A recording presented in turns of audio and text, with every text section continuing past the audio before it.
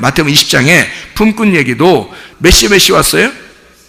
3시, 6시, 9시에 왔잖아요.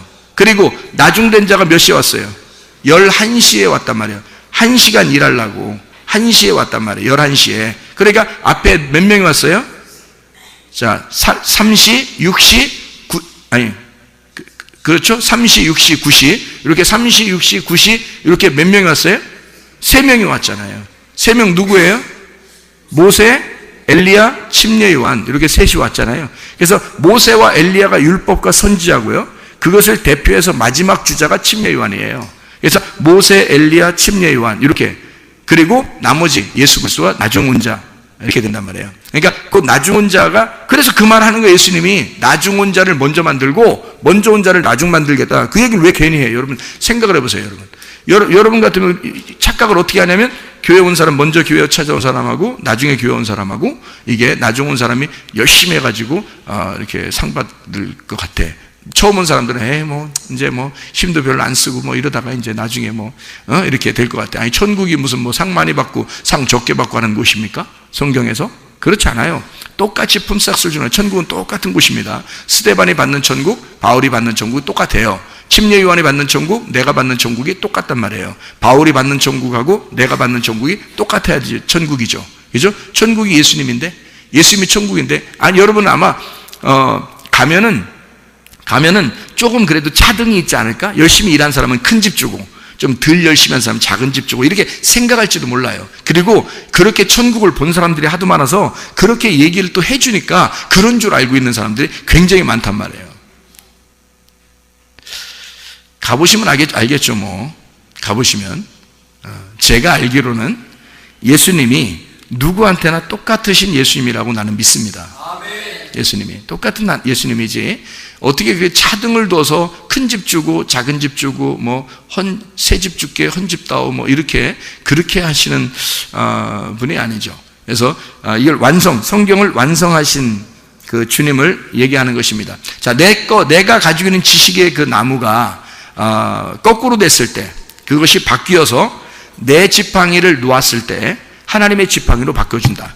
내 힘으로 살지 말고 하나님의 힘으로 살 수 있도록 만들어준다라고 하는 그런 얘기입니다. 마태복음 25장 40절 말씀 보면요, 양과 염소에 대한 비유가 나옵니다.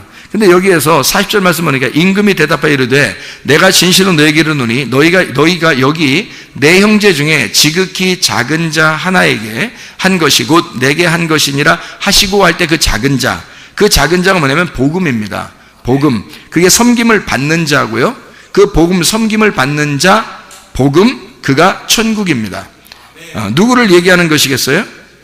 예수님을 얘기하는 겁니다. 그 작은 자가. 자기를 얘기한다고 그러잖아요. 그죠? 그러더니 마태복음 25장 44절을 보니까 이렇게 되어 있습니다.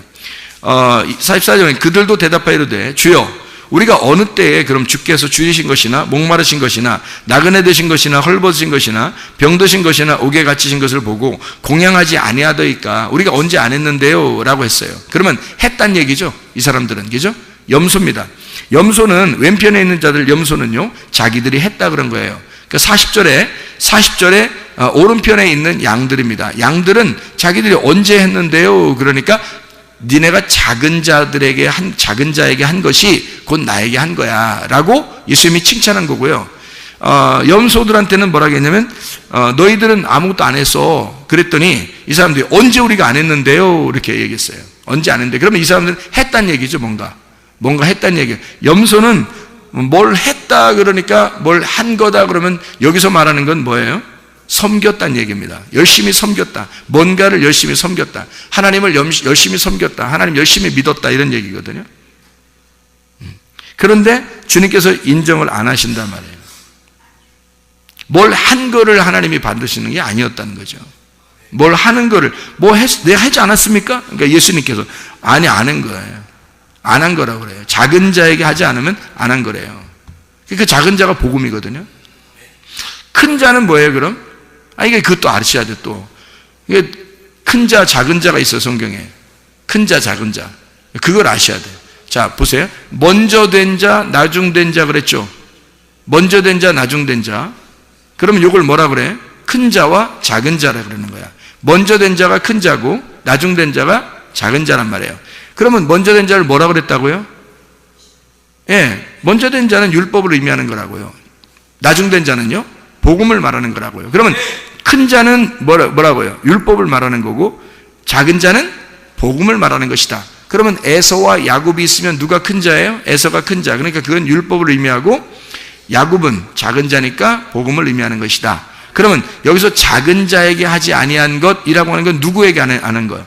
복음을, 작은 자, 예수를, 이 말입니다. 이런 말이에요. 그러면 작은 자라는 복음, 예수를 나가는, 그걸 안 했다는 거예요. 그러면 이제 뭘 하라는 얘기야?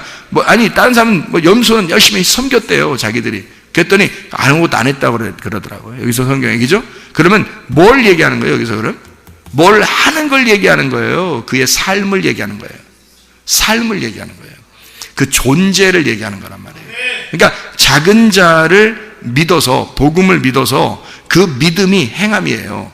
그러니까 존재가 되었다는 얘기지 뭘 행했다는 얘기가 아니에요, 여러분. 교회 와서 그래서 뭔가 막 한다 이런 그런 거 하는 게 아니고 복음은 삶이란 말입니다. 그냥 그 자체가 살아있는 게 복음이라니까요, 여러분. 내가 살아있는 게 복음이라고요. 예수를 내가 받아들여서 그 작은 자를 내가 작은 자가 복음임을 내가 믿었어요. 그러면 그 복음을 믿어서 내가 살아있으면 이게 복음이라고요.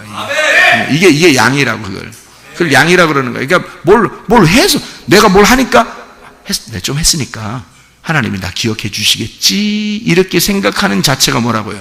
품삯을 받는 종이라고요. 이거는 신약을 사는 게 아니라 구약을 사는 사람이라고. 성경을 제대로 파악을 하시라고. 이런 것들을 구분해 낼 줄 아는 그 말씀이 딱 구분돼서 아하, 이 말씀이 이런 걸 설명하려고 하는구나. 먼저 된 자, 나중된 자, 큰 자와 작은 자, 첫째 아담과 둘째 아담, 장자와 차자, 이게 다 이렇게 구분되는 얘기였구나 라는 걸 먼저 된 자, 나중된 자, 머리, 꼬리 이렇게 얘기하는 게 머리가 꼬리 되고 꼬리가 머리 된다. 이게 이 말이었구나 라는 걸 알게 되면 구분이 되는 거죠. 구분이 되는 거죠, 이게. 무슨 말인지. 하나로 딱 일치돼서 구분이 돼야 되겠죠. 그러니까 여기서는 딴 얘기하고 저기서는 딴 얘기하고 그러면 안 되겠죠. 다 구분이 돼서 말씀하는 것이다. 그러니까 이거는 하나님께서 우리에게 전적으로 뭘 행하는 것을 바라는 게 아니라 구원은 삶이다. 네가 살아있음이 구원이란 얘기예요. 네가 살아있음이 그 천국이란 얘기야. 그 자체가. 그러니까 다시 말하면 예수의 복음하고 내가 하나가 된 거예요. 예수가 이 땅에 살아가는 것이 천국이잖아요. 예수님이 가는 곳마다 천국이라고. 예수님 만나면 천국 만난 거라고. 예수님 만나면. 그렇죠? 그러면 내가 지금 살아있음이 예수 그리스도의 복음이 내 안에 들어와서 내가 지금 살아있으면 이게 천국이라고요. 더 이상 어떻게 하려고요? 어떻게 해야 하나님이 기뻐하시는 거야? 내가 그 예수를 믿는 그 믿음, 이것이 행함이란 말입니다. 복음 자체가 이게 삶이에요. 야고보서 2장에서도 여러분 실천하는 믿음이 있어야, 이거 믿음이 행함이 없이는 믿음은 죽은 거다 그러잖아요. 그 행함이 뭐냐고요? 행함이 어떻게 행하는 거예요? 하나씩 스케줄 짜가지고 오늘 아침 뭐하고 점심 뭐하고 저녁 뭐 해서 그렇게 하는 거를 행했다고 하겠어요? 여러분, 복음을 그렇지 않아요. 복음이 내 안에 들어오면 그 복음이 내 안에 살아있어. 그러면 그게 삶이잖아요. 나의 삶. 나라는 존재가 되잖아요. 그러면 되는 거예요. 그러면 밥 많이 먹고 그냥 살아가는 겁니다. 밥 많이 먹은 사람이 마음이 좀 이렇게, 밥 많이 먹으면 좀 통통해져야 안 통통해져요? 밥 많이 먹으면. 하긴 밥 많이 먹는데도 마른 사람도 있더라고. 그 문제가 있는 사람이야. 밥 많이 먹으면 살 좀 찌야 돼요. 밥 많이 먹는데도 막 날씬하고 막 이러니까 저렇게 많이 먹어도 날씬하네. 그래서 사람들이 부러워해. 그 부러워할 대상이 아닙니다. 밥을 많이 먹으면 살이 통통하고 그렇게 해야지 정상 아닙니까? 그러면 살이 통통하면 사람이요, 밥 많이 먹고 살이 통통하고 그러면 왠지 여유가 좀 있어요, 없어요? 여유가 있어 보여요, 없어 보여요? 좀 여유 있어 보이죠?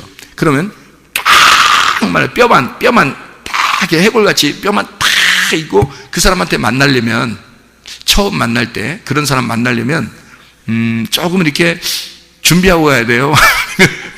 그냥 넉넉히 가야 돼. 좀 준비하고 가야 되겠다 이런 생각이 들잖아요, 그죠? 근데 좀 퉁퉁하고 막 이런 사람 있잖아요. 밥 많이 먹은 사람들, 이런 사람들은요 좀 여유가 좀 있어 보이죠, 그렇죠? 근데 좀 깡마를 밥 별로 안 먹은 사람들 그 가서 우리 밥 좀 같이 식사할까요? 뭐 같이 밥 먹으러 갈까요? 이렇게 말하기도 좀 이상해. 안 먹을 것 같아. 저 사람 밥 잘 안 먹을 것 같아. 이런 사람들하고 얘기하는 거하고 좀 어떤가요? 마음이? 좀 구분이 되겠죠, 그죠? 그러면 밥을 많이 먹은 사람은 아무래도 밥 많이 먹고 통통한 사람은 아무래도 좀 여유가 있고 좀 품어주고 그러겠죠, 그죠? 밥 많이 먹은 사람은. 다시 말하면 말씀을 많이 먹은 사람이 성숙하단 말입니다. 말씀을 많이 먹은 사람이 아무래도 성숙한 거예요. 그래서 진짜 그리스도 안에서 내가 복음이라고 하는 걸 내 속에 들어왔단 말이에요. 그러면 이 사람이 뭐 해야 되냐 이거야. 가만히 넋놓고 있어야 된다는 얘기예요? 아니잖아요. 말씀을 많이 먹고 양식을 많이 먹은 사람이 넉넉해진단 말이에요. 그 넉넉한 그 삶이 그냥 나타나는 거예요. 내가 그렇게 살아가려고 하는 게 아니라 그냥 밥만 많이 먹으면 된단 말이에요. 밥만 많이 먹으면 사람이 그냥 그렇게 돼. 밥 많이 먹으면 그냥 그렇게 돼. 그냥 그렇게 돼서 살아가는 거예요. 그냥 뭐 얼마 노력하려고 하는 게 아니라 그냥 그런 삶을 살아가게 되는 거죠. 그게 이제 복음을 받은 사람들, 이제 말씀을 먹는 사람들, 그런 이야기를 하는 것입니다.